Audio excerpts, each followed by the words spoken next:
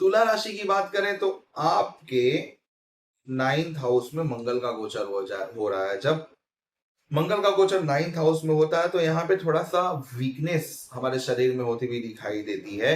हमारे मांसपेशियों में अचानक से कहीं ऐसा लगता है कि थोड़ा-सा दर्द उत्पन्न होता हुआ दिखाई दे रहा है। करियर संबंधी कोई चुनौतियाँ हमारे जीवन में आती हुई दिखाई दे रही है, क्योंकि 9th हाउस होता है भाग्य का, तो भाग्य में भी कहीं न कहीं थोड़ा-सा जो वृद्धि हो रही थी, थोड़ा-सा रुकावट होती हुई दिखाई दे रही है।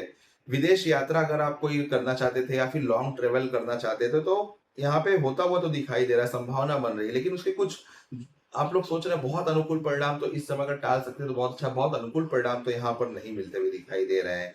बुध के गोचर की बात करें तो आपके 10th हाउस में हो रहा है बुध का गोचर। बुध का गोचर तो यहाँ पे काफी सफलता आपको देता हुआ दिखाई दे रहा है। मंगल का गोचर जैसे ही जाएगा, बुध का गोचर अपना काम करना शुरू कर देगा।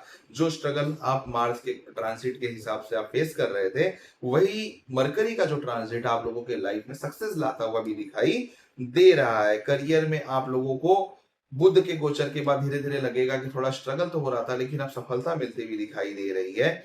जीवन साथी के साथ यहाँ पे आपका एक अच्छा रिलेशन बनता हुआ दिखाई दे रहा है।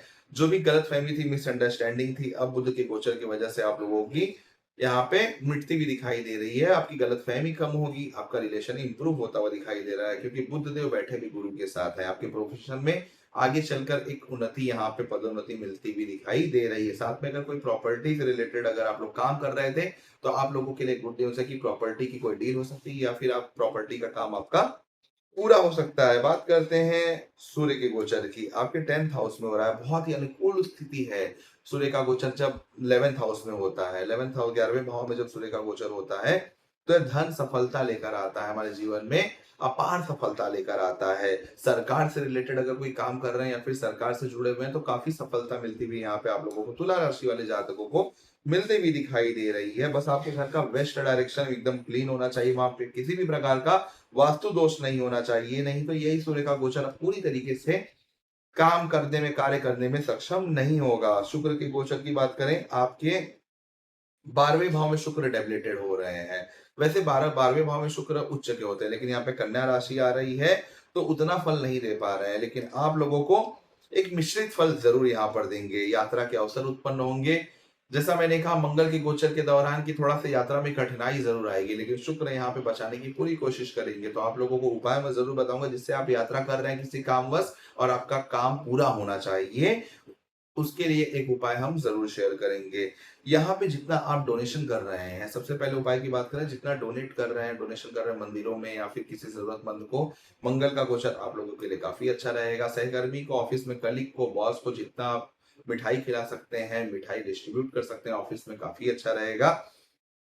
तुला राशि वाले जातकों के लिए अगर उपाय में रुद्राक्ष की बात करें, तो एक मुखी का जो रुद्राक्ष है, इस समय आप लोग धारण कर सकते हैं। ये आपके लाभ को भी बढ़ाता रहेगा और आपके जीवन में अनेकों तरह से उन्नति लाता रहेगा।